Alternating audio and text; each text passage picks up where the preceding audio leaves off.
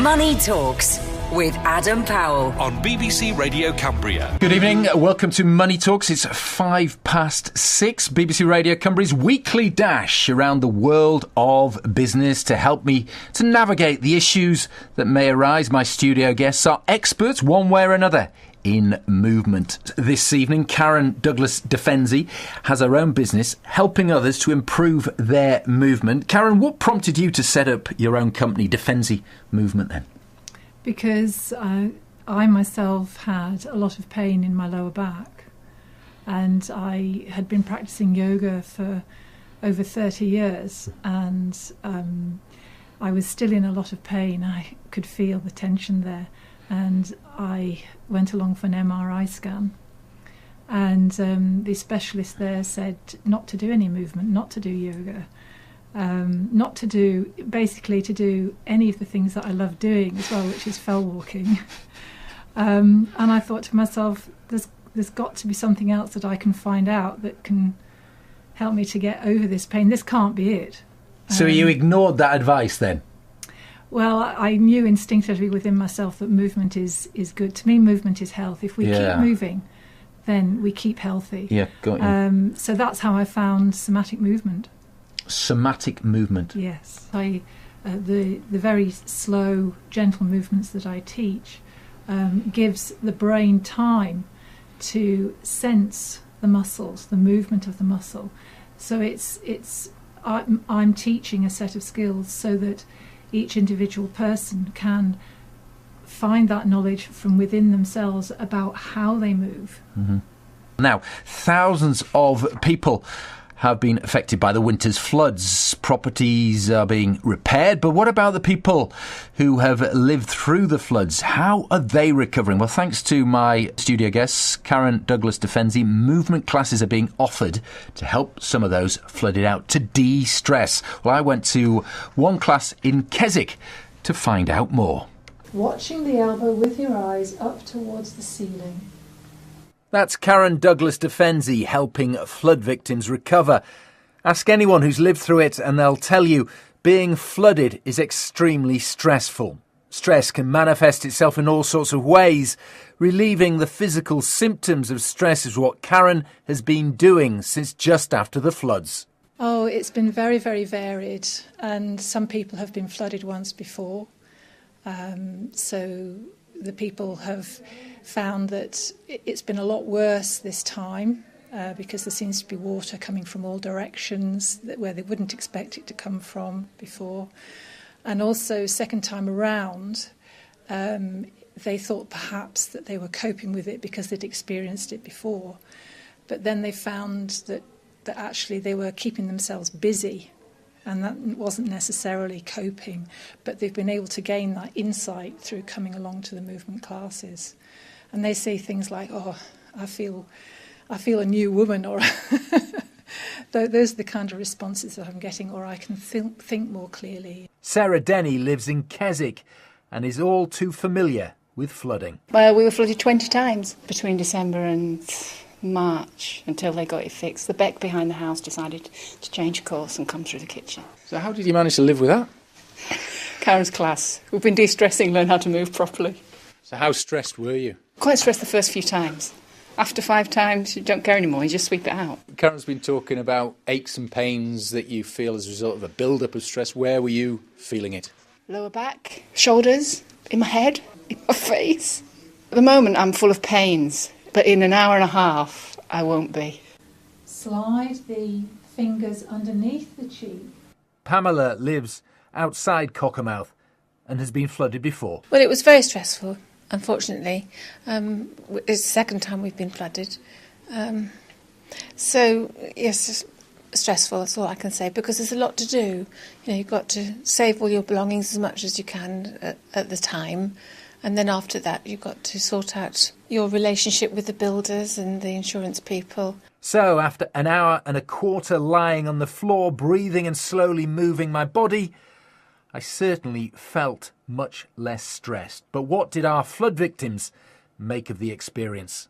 I feel calmer inside. I feel like I can walk better now than at the beginning of the session.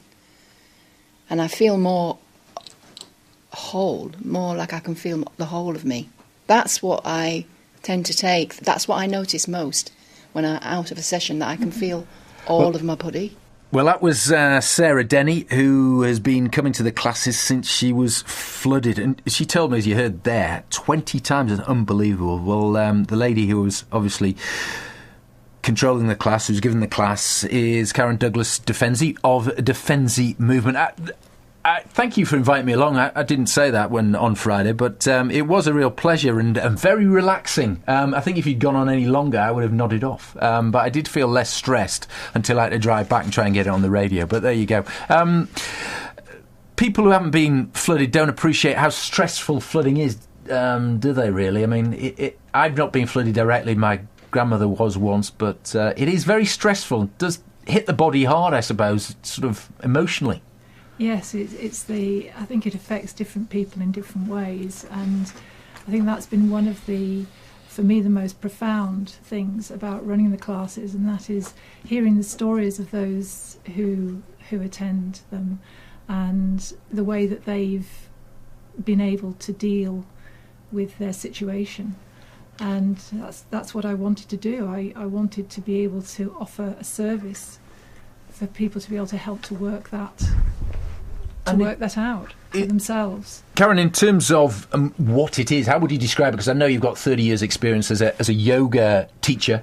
How would you describe it to the person who's just listening in now? How would you describe the Fenzi movement? It's a very gentle, slow approach to movement, mm-hmm. and it's all to do with sensing and feeling from within. So anyone coming along to one of my classes will be talked through a simple sequence of gentle movement. There are no demonstrations or anything like that. Nothing is done to you. It's all to do with exploring oneself, and having time to actually feel how we move for ourselves. I mean, what I was conscious of was I doing it right? But it is fairly simple in the movements and nothing too complicated. You're not doing any weird and wonderful lotus positions or anything like that. Nothing like that. There is no right and wrong, because the movements. It's like learning a set of skills for oneself, mm-hmm. and then there's always something that each person can take away at the end of each session. And then they can make those movements their own, and that's something that they've always got. So if they can manage their stress for themselves through the movement, and it's all to do with feeling good from within. Mm-hmm. And I suppose in a way I can make an analogy with fell walking. When we go fell walking, we perhaps are familiar with a particular route that we may take. Through the movements, we can become aware of our internal selves, a bit like mapping out the route of our own cartography from within. And once we become familiar with that through the movement ourselves, we can start to feel, oh, maybe this is where I might be holding tension. And nobody else can do that for us. There is a continual scope for improving ourselves.